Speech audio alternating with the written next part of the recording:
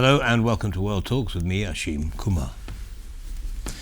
High-level diplomacy converges in Rome as Marco Rubio, Donald Tusk and Giorgia Meloni meet alongside Pope Leo XIV against tensions between Washington and the Vatican. The talks attest transatlantic ties, European coordination and the role of faith-based diplomacy in global crises.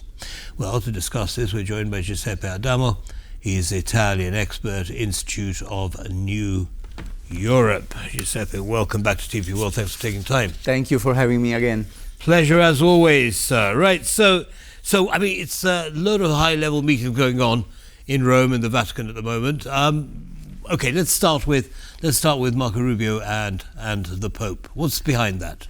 Behind that is definitely the recent tensions that have been between the White House and the President of the United States with the first American Pope. I do believe that Marco Rubio was sent there in a certain damage control mission, let's say, to de-escalate what happened in the recent days since the war in Iran started. I think we should take into account that, for example, there are more than 50 million Catholics in the United States, which 50% of them are leaning for the Republicans, which means a huge electoral votes, lose electoral base. So I do believe that somebody realized that attacking straightforward the head of 1 billion Catholics maybe shouldn't be the best diplomatic idea, let's say. Marco Rubio is a devout Catholic, is the son of Cuban emigrants who fled Cuba because they were persecuted by communists. I do believe that he wanted to stay away from that polemics, and he was rightly so chosen as the best guy to try to have back again good ties with the Vatican, with the Holy See. To build some bridges between the Vatican and Donald Trump. Now, when you say, I mean, when you talk about tensions between the Vatican and Washington, are we talking about the Pope's criticism of the war in Iran? Yes, no doubts about that. The Pope is a spiritual leader, not anymore a political one like used to be in the past. So it's obvious that he will speak in terms of peace and brotherhood. He could not endorse every military action, even if it's that, let's say, if it's say that it's just, that is to prevent something. The Pope is not positioned to endorse any offensive military action. Well, they might not be overtly. However, they do have a political influence. Otherwise, Marco Rubio wouldn't be there.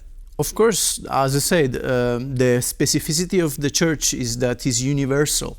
1 billion Catholics are spread among the globe. As we say, 50 million only are in the United States. So there is a huge influence that the Vatican has over a huge chunk of people. So it's absolutely normal that what the Pope say may have political consequences on the minor hurts of the people, let's say. So what do you think Marco Rubio wants at the end of this visit with the Pope?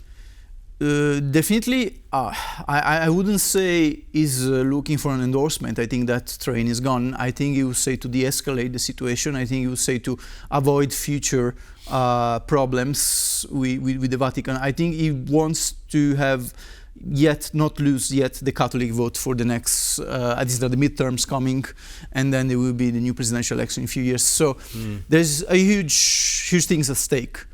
All right. So he wants to calm the waters a little bit and make sure that there isn't any ripple. There aren't any ripples with the Catholic Church. Now, let's move on to Prime Minister Donald Tusk. He's also going to meet the Pope. Is there any inference that we can make from the timing, with Marco Rubio and Prime Minister Tusk at the same time? That would be a curious coincidence. Let's say that I do believe this was not one. I think that the recent, if we call it threats or like promises of leaving Europe from the military, the U.S. military soldiers stationed in Europe, could play a role into that. I think both the Polish government and the Italian government would like to avoid American soldiers leaving, despite I do believe there's some part of the public opinion in Spain, Italy, and Central Europe, excluding Poland, as nothing against it. But from a diplomatic point of view, from a political point of view, is actually a huge thing. Having U.S. military bases gives you a series different plus. First, leverage on an important partner. Second, cooperation in case of military action, defense, technology, intelligence. And third, many don't understand that a military base is a small economic ecosystem. There are suppliers, there are local workers, there are vendors.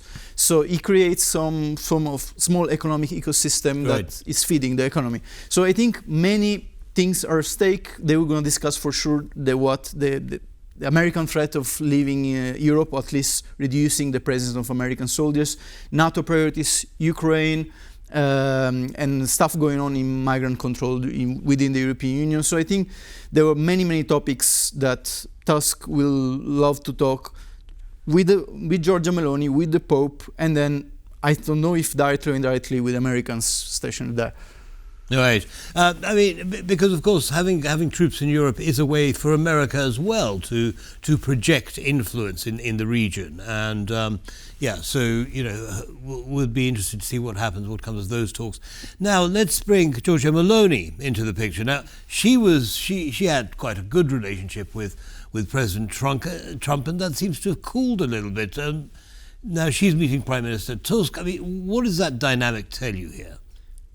We have all been seeing that the White House and President Trump have been really specific with their international relations. Like they have been a little bit going up and downs with everyone.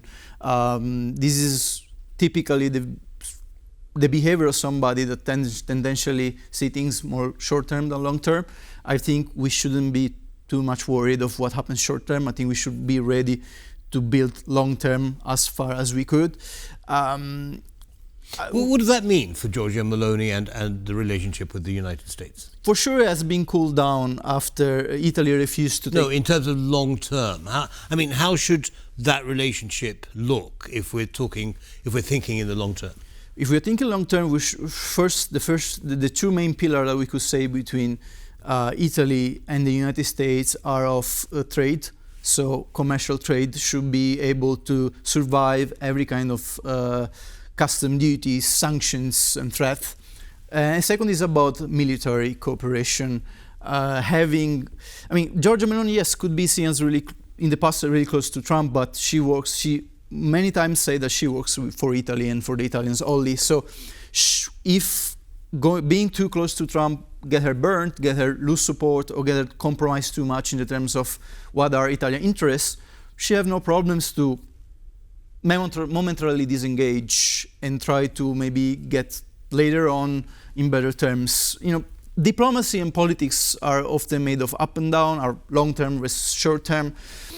Having contracts regarding a specific thing could be usually forgotten 2 months after when a new things pop up. Right. This is what happens, especially with the current administration, which sometimes look like to be a little bit erratic, if we have to be honest. Well, a week is a long time in these politics, it would seem, at the moment. Yes, of course, one of the things that upset President Trump was Spain and Italy's refusal to allow American planes to land in Iran. So, land there on the way to Iran and so on. So that you're saying is because Giorgia Meloni didn't think it was in Italy's best interest? Yes, but I think even more that was not something that was absolutely well seen by the Italian public opinion. So she's already in a more difficult position a few months ago because she lost the referendum of the justice reform, and the polls are saying that within her coalition and the left-wing coalition is going to be 50-50 in the next election. So 1 week she's winning, other one is winning the week after. So she definitely cannot afford to do any controversial, especially when he's seen as really close to the Italians as something like a military action, right? Also, she has been justifying that, saying nothing was asked in the NATO tables. Everything was eventually asked was to indirect channels and unilaterally from the Americans. There was no request of NATO action in the NATO structure in Iran. So Right. Okay. Now let's get down to the meeting between Giorgia Meloni and Prime Minister Tusk. What do you think that's going to be all about? I think there are going to be three main topics, despite not much was anticipated in the media.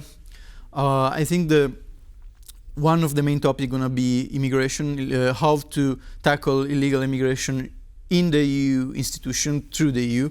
The second is going to be definitely Ukraine. I'm quite sure about that.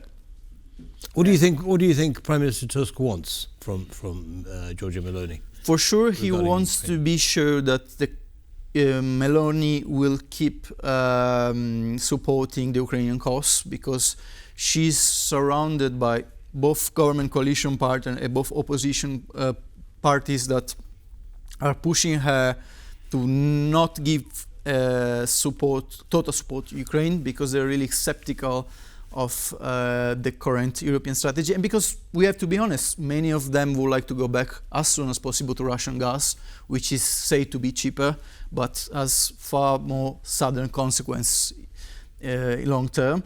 And I think the third topic they're going to talk is, as I anticipated, what's going to happen for an eventually disengage of American soldiers in Europe and in NATO.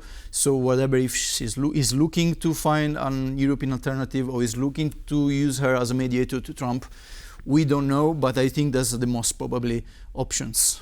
Well, I mean, there are a lot of questions that we'd like answered, and I'm sure you'll come back and share what happens, share your analysis of what happens. I hope so. It was really nice to be here again. No, that'd be great.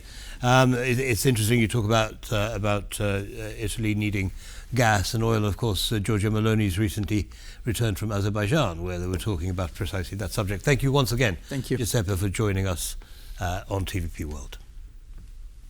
And that brings us to the end of this episode of World Talks. Don't go away, lots more coming up. Goodbye.